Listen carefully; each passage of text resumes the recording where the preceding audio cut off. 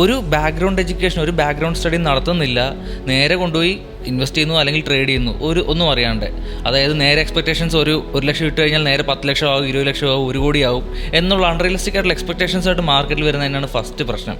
First of all നമ്മൾ മാർക്കറ്റിനെ പറ്റി നല്ല രീതിയിൽ പഠിക്കണം. ഒരു കൊച്ചൊരു ലോസ് വന്നു, ആ ഒരു ലോസ് അക്സെപ്റ്റ് ചെയ്യാനായിട്ട് പഠിക്കണം. ഒരു 10,000 രൂപയാണ് ക്യാപിറ്റൽ യൂസ് ചെയ്യുന്നതെങ്കിൽ 100 രൂപ അല്ലെങ്കിൽ 200 രൂപ അതായിരിക്കണം മാക്സിമം വെക്കാൻ പറ്റുന്ന ഒരു റിസ്ക് എന്ന് പറയുന്നത്. എല്ലാ ട്രേഡ്സും നമുക്ക് ഒരിക്കലും പ്രോഫിറ്റ് ആകില്ല. സോ നമുക്ക് എന്തായാലും നമുക്ക് ലോസസ് എന്ന് പറഞ്ഞ കാര്യം ഉണ്ടാകും. ഇപ്പം നമുക്ക് ഈ ഒരു ട്രേഡിങ്ങിൽ നമുക്ക് സക്സസ് ആവണമെങ്കിൽ നമ്മുടെ മൈൻഡ് സെറ്റ് ബിൽഡ് ചെയ്യാണ് നമുക്ക് ഫസ്റ്റ് വേണ്ടത്. സോ നമ്മൾ ട്രേഡിങ്ങിനെ നമ്മൾ ആദ്യം ഒരു ബിസിനസ് എന്നുള്ള രീതിയിൽ ആണ് അപ്രോച്ച് ചെയ്യേണ്ടത്. ഒരു ജോലി എന്നുള്ള രീതിയിൽ എനിക്ക് എല്ലാ മാസവും ഇത്ര രൂപ എനിക്ക് കൺസിസ്റ്റന്റ് ആയിട്ട് വേണം എന്നുള്ള രീതിയിൽ നമ്മൾ ഒരിക്കലും ട്രേഡിങ്ങിനെ അപ്രോച്ച് ചെയ്യില്ല.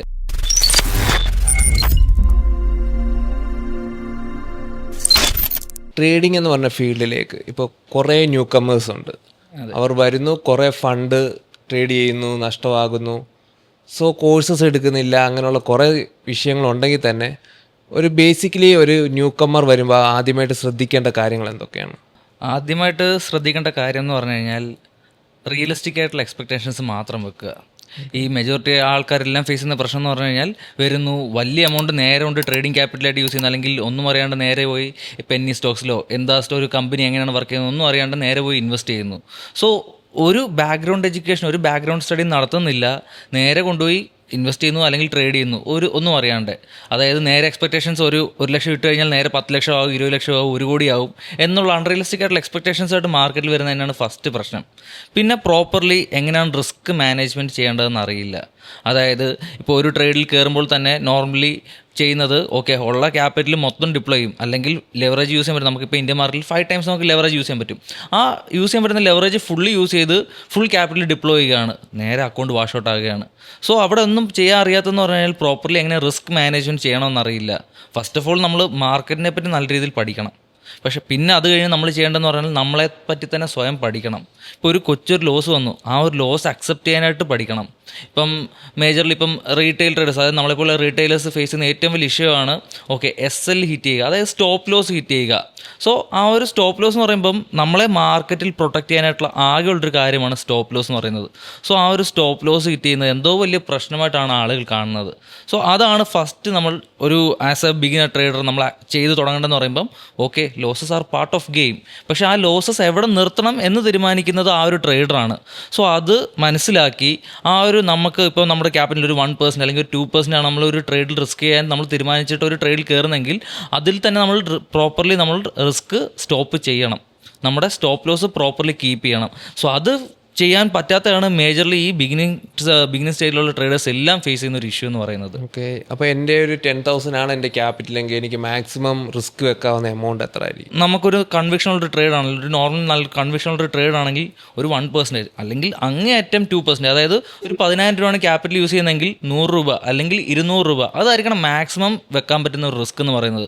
സോ നമ്മളൊരു സ്റ്റോക്കിൽ ഒരു ഇക്വിറ്റിയിൽ നമ്മൾ ട്രേഡ് ചെയ്യുമ്പോൾ അതിനനുസരിച്ച് മാത്രമേ നമ്മൾ ക്വാണ്ടിറ്റീസും എടുക്കാൻ പാടുള്ളൂ. അല്ലാണ്ട് നമ്മുടെ ആ ഒരു ക്യാപിറ്റൽ ഫുള്ള് യൂസ് ചെയ്ത് ചെയ്യാൻ പറ്റുന്ന അത്രയും മാക്സിമം ക്വാണ്ടിറ്റീസ് യൂസ് ചെയ്തല്ല ഒരിക്കലും ട്രേഡ് ചെയ്യേണ്ടത്.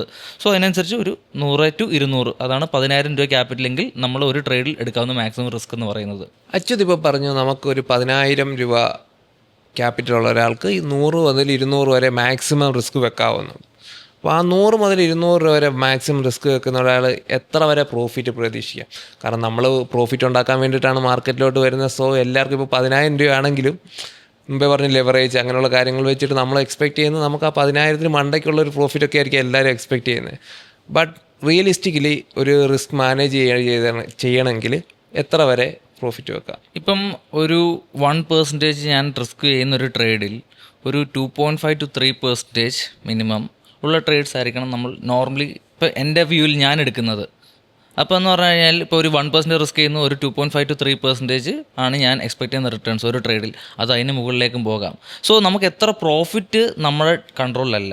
സോ ഇപ്പോൾ ചിലപ്പം ഞാൻ എക്സ്പെക്ട് ചെയ്ത മൂവ്മെൻറ്റിനെക്കാട്ടിലും നല്ല രീതിയിൽ പിന്നെയും മൂവ്മെൻറ്റ് കിട്ടിക്കഴിഞ്ഞാൽ എനിക്ക് ചിലപ്പോൾ ഒരു 4%, 5%, 6% ഒക്കെ എനിക്കൊരു ട്രേഡിൽ എക്സ്പെക്ട് ചെയ്യാം. അതായത് 10,000 രൂപ ക്യാപിറ്റലാണെങ്കിൽ ഒരു 300 to 600 ആണ് ഞാൻ എക്സ്പെക്ട് ചെയ്യുന്ന ഒരു പ്രോഫിറ്റ് എന്ന് പറയുന്നത്. സോ നോർമലി ഒരു 300 to 400, പിന്നെ നല്ല രീതിയിലുള്ള മാർക്കറ്റ് മൂവ്മെൻറ്റ്സ് ആണെങ്കിൽ ഒരു 600 ആ റേഞ്ച് വരെ. അതായത് ഇപ്പോൾ റുപ്പീസ് ബേസിലല്ല ഞാൻ ശരിക്കും കാൽക്കുലേറ്റ് ചെയ്യുന്ന ഒരു ലൈക്ക് നമ്മുടെ ഒരു റിസ്ക് റിവാർഡ് എന്ന് പറയും.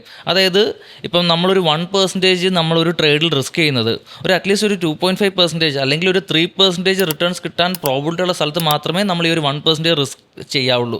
സോ ഇതാണ് നമ്മൾ ഫോളോ ചെയ്യുന്നൊരു പോളിസി എന്ന് പറയുന്നത്. സോ അതിൻ്റെ ഒരു അഡ്വാൻറ്റേജ് എന്ന് പറഞ്ഞു കഴിഞ്ഞാൽ ഇപ്പം നമുക്ക് എല്ലാ ട്രേഡ്സും നമുക്ക് ഒരിക്കലും പ്രോഫിറ്റ് ആകില്ല.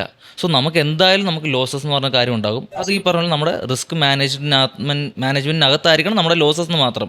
സോ ഇപ്പം ഒരു 10 ട്രേഡ്സ് എടുത്തു. സോ ഇപ്പോൾ നമ്മൾ ഫോളോ ചെയ്യുന്ന ഒരു 1:3 റിസ്ക് റിവാർഡ് ആണെന്ന് പറഞ്ഞല്ലോ ഞാൻ. സോ അപ്പോൾ അതിൻ്റെ ഒരു എഡ്ജ് എന്ന് പറയുന്നത് ഇപ്പോൾ നമ്മളൊരു 10 ട്രേഡ്സ് എടുത്തു, അതിനകത്തൊരു 5 നമ്മുടെ ടാർഗറ്റ് ഹിറ്റ് ചെയ്തു. ലൈക്ക് എനിക്ക് 3% പെർ ട്രേഡ് കിട്ടി. 5 ട്രേഡ്സ് SL ഹിറ്റ് ചെയ്തു. സോ ഈ ഒരു 5 ട്രേഡിൽ എനിക്ക് ലൂസ് ആവുന്നതെന്ന് പറയുന്നത് എൻ്റെ ക്യാപിറ്റൽ 1% ആണ് SL ഹിറ്റായ ട്രേഡ്സിൽ. സോ ബാക്കി 5 ട്രേഡ്സ് ഞാൻ ടാർഗറ്റ് ഹിറ്റ് ചെയ്തു. സോ 3% ഞാൻ ക്യാച്ച് ചെയ്തു. സോ അവിടെ നെറ്റ് എന്ന് പറയുന്നത് 5% എൻ്റെ ലൂസ് വന്നു, 15% ഞാൻ പ്രോഫിറ്റ് ഗെയിൻ ചെയ്തു. സോ നെറ്റ് എന്താണ് 10% പ്രോഫിറ്റിലാണ്. സോ ഇവിടെ ഞാൻ എല്ലാ ട്രേഡ്സും എൻ്റെ പ്രോഫിറ്റ് തന്നിട്ടില്ല, എനിക്ക് 5 ട്രേഡ്സ് പ്രോഫിറ്റ് തന്നിട്ടുള്ളൂ, ബട്ട് സ്റ്റിൽ ഞാൻ പ്രോഫിറ്റബിൾ ആണ്. സോ അതാണ് നമ്മളൊരു പ്രോപ്പർ റിസ്ക് മാനേജ്മെൻറ്റും ഒരു പ്രോപ്പർ റിസ്ക് റിവാർഡ് റേഷ്യോസ് ഉള്ള ട്രേഡ്സും നമ്മൾ ഫോളോ ചെയ്യുന്നതിൻ്റെ ഒരു അഡ്വാൻറ്റേജ് എന്ന് പറയുന്നത്. സോ അപ്പോൾ ആ രീതിയിലാണ് നമുക്ക് ഒരു റിവാർഡ് എക്സ്പെക്റ്റേഷൻ പറ്റുന്നത്. മെയിൻലി നമ്മൾ ഈ ട്രേഡിംഗ് എന്ന് പറഞ്ഞൊരു ജേർണി സ്റ്റാർട്ട് ചെയ്യുമ്പോൾ അല്ലെങ്കിൽ ഒരു കരിയർ സ്റ്റാർട്ട് ചെയ്യുമ്പോഴത്തേക്ക് എന്തായാലും ലോസ് ഉണ്ടാവും. അതെ. സോ അങ്ങനെ ഒരു ലോസ് ഉണ്ടാകുമ്പോഴത്തേന് ജേർണി സ്റ്റാർട്ട് ചെയ്യുമ്പോൾ തന്നെ ഒരു ലോസ് ഉണ്ടാകുമ്പോഴത്തേക്ക് എല്ലാവരും ഡീമോട്ടിവേറ്റ് ആവും. സോ ആ ഒരു കരിയർ മുന്നോട്ട് കൊണ്ടുപോകാൻ, ആ ലോസിനെ തരണം ചെയ്ത് മുന്നോട്ട് കൊണ്ടുപോകാൻ എന്ത് ചെയ്യാനൊക്കെ ഒരു ട്രേഡർക്ക്, ഒരു ബിഗിനർ ആയിട്ടുള്ള ഒരു ട്രേഡർക്ക്? ഇപ്പം നമുക്ക് ഈ ഒരു ട്രേഡിങ്ങിൽ നമുക്ക് സക്സസ് ആവണമെങ്കിൽ നമ്മുടെ മൈൻഡ് സെറ്റ് ബിൽഡ് ചെയ്യാണ് നമുക്ക് ഫസ്റ്റ് വേണ്ടത്. സോ നമ്മൾ ട്രേഡിങ്ങിനെ നമ്മൾ ആദ്യം ഒരു ബിസിനസ് എന്നുള്ള രീതിയിൽ ആണ് അപ്രോച്ച് ചെയ്യേണ്ടത്. ഒരു ജോലി എന്നുള്ള രീതിയിൽ എനിക്ക് എല്ലാ മാസവും ഇത്ര രൂപ എനിക്ക് കൺസിസ്റ്റൻ്റ് ആയിട്ട് വേണം എന്നുള്ള രീതിയിൽ നമ്മൾ ഒരിക്കലും ട്രേഡിങ്ങിനെ അപ്രോച്ച് ചെയ്യില്ല. സോ ഒരു ബിസിനസ്സിൽ നമുക്ക് ചില മാസങ്ങളിൽ ലോസസ് ഉണ്ടാകാം, ചില മാസങ്ങളിൽ നമുക്ക് നല്ല പ്രോഫിറ്റ്സ് ഉണ്ടാകാം. സോ അങ്ങനെ നമുക്ക് വേരിയിങ് ആയിരിക്കും. സോ ആ ഒരു രീതിയിൽ മാത്രമേ നമ്മൾ ട്രേഡിങ്ങിനെ അപ്രോച്ച് ചെയ്യാൻ പാടുള്ളൂ. സോ ട്രേഡിങ്ങിൽ നമുക്ക് ചെയ്യാൻ പറ്റുന്നതെന്ന് പറയുമ്പം ഞാൻ ലോസസിനെ ഫേസ് ചെയ്യാൻ വേണ്ടി ഞാൻ യൂസ് ചെയ്യുന്നൊരു മെത്തേഡ് എന്ന് പറയുന്നത്, ഞാൻ ഒരു ബിസിനസ്സായിട്ട് അപ്രോച്ച് ചെയ്യുന്നു. സോ ഒരു ബിസിനസ്സിൽ ഇപ്പോൾ എനിക്കൊരു ബിസിനസ് സ്റ്റാർട്ട് ചെയ്യാൻ പ്ലാൻ ഉണ്ട്. ഞാൻ ഒരു 10 lakhs ഇപ്പോൾ ഒരു ഹോട്ടൽ സ്റ്റാർട്ട് ചെയ്യാൻ പ്ലാൻ ചെയ്യുന്നു. ഒരു 10 lakhs ക്യാപിറ്റലാണ് ഞാൻ പ്ലാൻ ചെയ്തിരിക്കുന്നത് വിചാരിക്കുക. ഇപ്പം ഈ ഒരു 10 lakhs ഞാൻ ഡിപ്ലോയ് ആണ്. ഇപ്പോൾ എനിക്കൊരു ഹോട്ടലിൽ ഇപ്പോൾ എനിക്കൊരു സംരംഭം തുടങ്ങണമെങ്കിൽ എനിക്ക് എന്തായാലും ഈ ക്യാപിറ്റൽ എനിക്ക് യൂസ് ചെയ്യണം. ഈ ഒരു ബിസിനസ്സിനെ പറ്റി ഞാൻ പഠിക്കണം. സോ ഇതിന് രണ്ടിനും ഞാൻ തയ്യാറല്ലാണ്ട് ഈ ഒരു 10 ലക്ഷം ഞാൻ കയ്യിൽ വെച്ചിട്ട് ഞാൻ ഇതിനകത്തൊന്നും സ്പെൻഡ് ചെയ്യാനായിട്ട് റെഡിയല്ല, പക്ഷേ എനിക്ക് ഇതിനകത്തൊരു റിട്ടേൺ കിട്ടണമെന്ന് വിചാരിച്ചാൽ നടക്കുമോ? സോ ഈ ഒരു രീതിയിൽ തന്നെയാണ് ഞാൻ എൻ്റെ ട്രേഡിങ്ങിൽ ഉണ്ടാകുന്ന ലോസസിനെ കാണുന്നത്. സോ അതിനെ ഞാൻ ലോസസ് എന്നുള്ളതിൻ്റെ അപ്പുറത്തോട്ട് ഞാൻ ഒരു കൊച്ചു ഇൻവെസ്റ്റ്മെൻറ്റ്സ് ആയിട്ടാണ് കാണുന്നത്. അതിപ്പോൾ ഞാൻ ഒരു 10 ലക്ഷം രൂപ ക്യാപിറ്റൽ വെച്ച് ഞാൻ ട്രേഡ് ചെയ്യുന്നു. ഒരു മിസ്റ്റേക്കിൽ എൻ്റെ കയ്യിൽ നിന്ന് പോകുന്ന ഒരു 1%, അതായത് 10,000 റുപ്പീസാണ് ഞാൻ ഒരു ട്രേഡിൽ റിസ്ക് ചെയ്യുന്നത്. പിന്നെ നോർമലി ഒരു ബിസിനസ്സിൽ എനിക്ക് ആ ഒരു ക്യാപിറ്റൽ ഫുള്ള് ഡിപ്ലോയ് ചെയ്താൽ മാത്രമേ ഒരു ബിസിനസ് സ്റ്റാർട്ട് ചെയ്യാൻ പറ്റുള്ളൂ. പക്ഷേ ഇവിടെ ഞാൻ ഈ പറഞ്ഞ പോലെ എൻ്റെ ഒരു മിസ്റ്റേക്കിൽ എൻ്റെ ഒരു വ്യൂ തെറ്റുമ്പോൾ എൻ്റെ ഒരു 1% ഒരു 10,000 രൂപ മാത്രമേ ഞാൻ റിസ്ക് ചെയ്യുന്നുള്ളൂ. ബാക്കി 9,90,000 രൂപയും എൻ്റെ കയ്യിലിരിക്കുകയാണ്.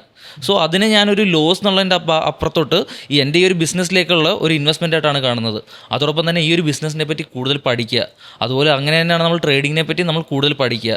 സോ ഇത് ഓരോന്നും നമുക്ക് ആ ഒരു രീതിയിലുള്ള ഇൻവെസ്റ്റ്മെൻ്റ് ആയിട്ട് മാത്രം കാണുക. ഈ ഉണ്ടാകുന്ന ലോസസിനെ നമ്മൾ ഇമോഷണലി അയ്യോ എൻ്റെ പൈസ പോയേ എന്നുള്ള രീതിയിൽ കാണാതെ, ഓക്കെ എൻ്റെ ഒരു ബിസിനസ്സിലേക്ക് ചെയ്തിട്ടുള്ളൊരു ഇൻവെസ്റ്റ്മെൻ്റ് ആണ് എൻ്റെ ഈ ഉണ്ടായിരിക്കുന്നൊരു ലോസ്. സോ അതിൽ നിന്ന് ആ ഒരു ലോസിൽ നിന്ന് നമ്മൾ പാഠങ്ങൾ ഉൾക്കൊള്ളുക. സോ അതിനകത്ത് നമുക്ക് ഓക്കെ എന്തുകൊണ്ടാണ് നമുക്ക് ഒരു മിസ്റ്റേക്ക് പറ്റിയത്, നമ്മൾ പ്രോപ്പർലി റിസ്ക് മാനേജ് ചെയ്തിട്ടുണ്ടെങ്കിൽ ഇറ്റ് ഈസ് ഫൈൻ. സോ ഇല്ലാണ്ട് നമ്മുടെ എന്തെങ്കിലും ഒരു ഇമോഷണൽ നമുക്ക് ആ ഒരു പ്രശ്നം വന്നിരുന്ന ആ ഒരു സമയത്ത് സോ അതിനെപ്പറ്റി കൂടുതൽ ഡെപ്തിൽ പഠിക്കുക. ആ ഒരു മിസ്റ്റേക്ക് പിന്നെ റിപ്പീറ്റ് ചെയ്യാതിരിക്കാനായിട്ട് ശ്രമിക്കുക. അങ്ങനെ ആ ഒരു ലോസസിൽ നിന്ന് പഠിച്ചുകൊണ്ടാണ് മുമ്പോട്ട് പോകേണ്ടത്.